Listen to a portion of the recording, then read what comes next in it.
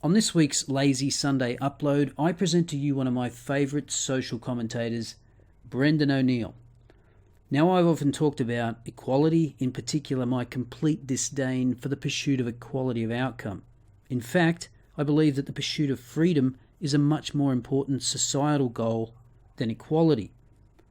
Well, in this Battle of Ideas forum about equality, Brendan O'Neill points out the problems with the equality movement today with a force and strength of argument that very few can match. Enjoy. Historically, when people talked about equality, they meant one of two things. They either meant political equality, that is, equal rights, the expansion of freedom to more and more sections of society, or they meant material equality.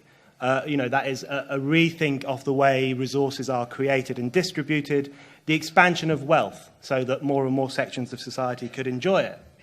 But today, we have a really peculiar situation where the new equality industry, all these quangos, experts and politicians who pose as the guardians of equality, are actively undermining those two goals of the old struggles for equality. Today, equality is promoted not as a means of expanding freedom, but often as a way of limiting it. And equality is celebrated not as a means of expanding wealth, but as a way of shrinking wealth, or at least of making wealth less ostentatious, making it less obvious that some people have more than other people. So where once we fought for equality in order to expose greater numbers of people to the gains of freedom or the joys of wealth, now the state and its offshoots promotes equality in order to protect us from those things, in order to protect us from the alleged dangers of too much freedom and from the alleged mental distress that comes from wanting too much material stuff. So in relation to freedom, one of the most striking things about our society is how much validation and adulation the idea of equality receives and how little the ideal of freedom receives. So there are numerous quangos and think tanks devoted to promoting equality, but hardly any devoted to preserving freedom. Politicians like David Cameron are always talking about how important it is to address inequality, but they never make a loud defence of freedom. In fact, they pass laws that eat away at our freedoms. And not only does our society value equality more than freedom, it also uses equality as a tool to undermine freedom. And you can see this pretty clearly with the Equality Act, with the new duty of equality that is being enforced by the government, which some religious and political groups have raised concerns about. They're worried that it might be used to undermine freedom of conscience and freedom of association.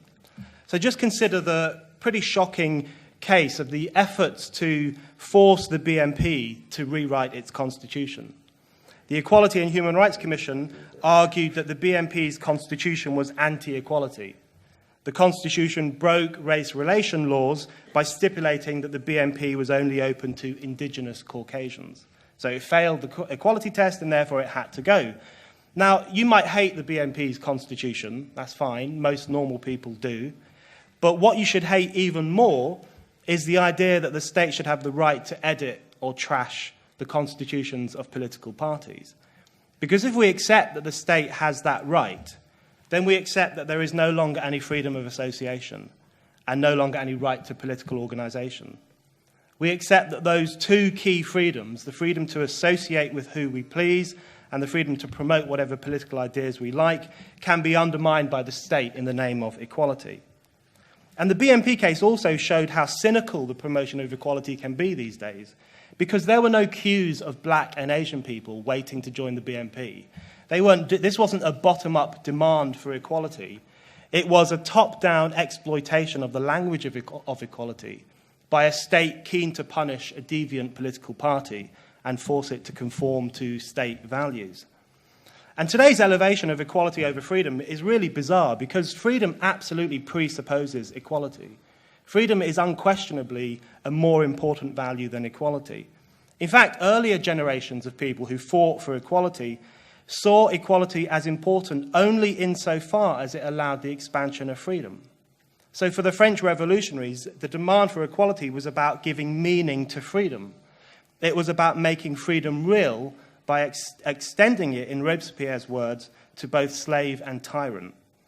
Equality emerged in the 18th century as a means of realizing freedom in the real world, rather than just keeping it as kind of differential rights for certain sections of society.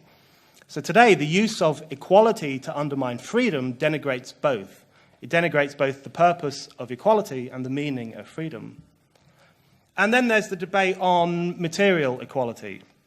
Here as well, there has been a serious warping of the meaning of equality. So where earlier generations fought for the creation of more, for the spread of wealth to all, today's equality quangos effectively fight for less. For them, equality means everyone having just about enough rather than everyone having a lot. And their starting point is actually the idea that desiring wealth is potentially bad for our mental health. And they've invented all these new diseases to describe this process, affluenza or stuffitis. They've kind of pathologized the desire for wealth, treated it as a kind of mental sickness, because their aim is to lower horizons. It is equality as therapy, where the aim is to make people feel better about the fact that they live on less than others. So they want to lower the perks and privileges of the rich in order to stem jealousy and desire amongst the poor. And this was best summed up by Will Hutton of the High Pay Commission, who recently said, "The knowledge that ostentatious consumption is possible has a shadow effect on every British citizen." In other words, the aim is to protect us, poor British citizens, from the sight of wealth, from the sight of all those fat cats living it up, because it might harm our mental health if we see how rich people can become. So what we have, I think the key problem today, is the treatment of equality as an end in itself. The treatment of equality as the good end goal of policy making, where everyone ought to be the same. Everyone's earnings, everyone's educational outcomes, everyone's self-esteem should be the same. In the past, equality was not treated as an end in itself. It was treated as a tool, first for the expansion of freedom, and second for the expansion of wealth. It was about unleashing people's potential. Today, equality is promoted as a form of restraint, reining in certain dangerous freedoms, dampening down material desire. And that is why it's so attractive to the political elite. And I think we ought to tell them that actually we don't want to be equal, we're more interested in being free. Brendan, I think I'm right in saying you said at one point that all these quangos and think tanks, they want everybody to be the same. I've never heard a quango or think tank, or anybody, in fact, saying that they want everybody to be the same. My organisation, for example, wants to reduce income inequality. It doesn't want everybody to be on 15 grand. It just wants Marks and Spencer's, for example, their CEO not to be paid £8 million, whilst their lowest paid worker is getting something in the teens on national minimum wage, for example. Just to redress the disparity is what we're after. Well, I think, the obsession with wages and who gets paid what and who has what in their house and how disgusting it all is, all that stuff is really, it's basically a kind of middle-class moralism. The middle classes have always been very disdainful of the very rich and quite disdainful of the very poor as well. So I think that's what's happening here. And the obsession with wages also reflects an inability to put the case for the creation of more wealth. It's all about moving around those things which already exist. So this amount of money should be shifted over here a bit, and these resources should be shared out a bit more fairly over there. Whereas older arguments for equality were about expanding and growing wealth so that there was more of it for everyone. And I think the obsession with who gets paid what really speaks to the limited horizons we have today. What do you think of what I said about corruption? Well, How I think, do you avoid corruption where wealth disparities are so grotesque?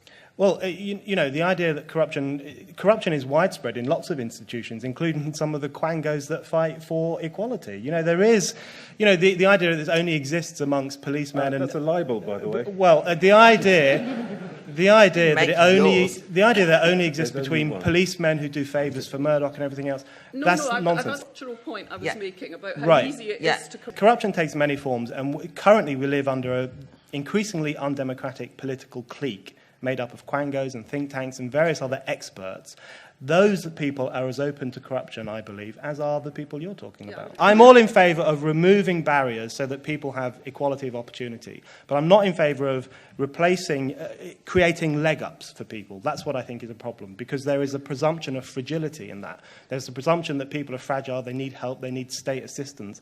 That has a really dramatic impact on how people conceive of themselves and of their abilities and of their strength and their hunger and everything else. So yes, let's remove all the barriers for people going to university, getting jobs, let them compete equally, but I'm against the creation of leg-ups or state assistance to help them on their way, because I think that's patronising and destructive. I just don't like the discussion about structural factors. I just don't find it convincing or useful. And what's interesting is that in their attempt to address these so-called structural factors, the state and its quangos often just create more structural factors and more structures to help people and to assist people, and it just creates layer after layer of structure in people's lives. And there's a real strong element of class determinism in this discussion, not class solidarity as you might have had in the past, but class determinism, the idea that someone's whole life is mapped out for them by virtue of the fact that they were born in a certain street or to a certain class. It's really fatalistic, the idea that your destiny is determined by where you were born and what kind of living your father did, which goes against the kind of radical outlook that people had in the past. And I think we should shake off this idea that people's whole lives are determined by their circumstances, remove the barriers, as I was suggesting. Well, tell this to the Colombian coffee worker. Well, no, but there's a fatalism to this, which is very, very different to the idea that people had in the past, which is that people were capable of determining their own destinies, even in extremely difficult circumstances.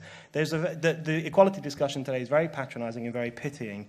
And I think the fact that we're even talking about shackles, who should we shackle? Should it be the rich? Should it be the poor?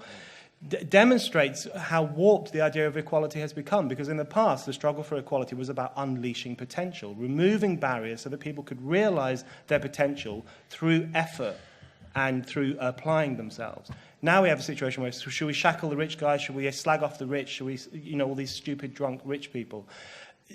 The fact that we're discussing shackles is a problem. Equality is about unleashing people's potential, not shackling them. Trevor's point about throwing all the black people out of this room, well, the difference between this and the BNP is this is a public meeting, publicly advertised, to which the public has been invited. The BNP is a private association. It's a private political group. If you go right back, one of the great insights of the Enlightenment, go right back to John Locke, was the idea that private groups, religious groups, needed to have a strong element of self-governance and resistance from state intervention. And I think one of the things that the equality mission of the upper echelons of society is now doing is undermining that Enlightenment ideal by throwing open private groups, private associations, freedom of association to the intervention of the state. I think that's a bad thing.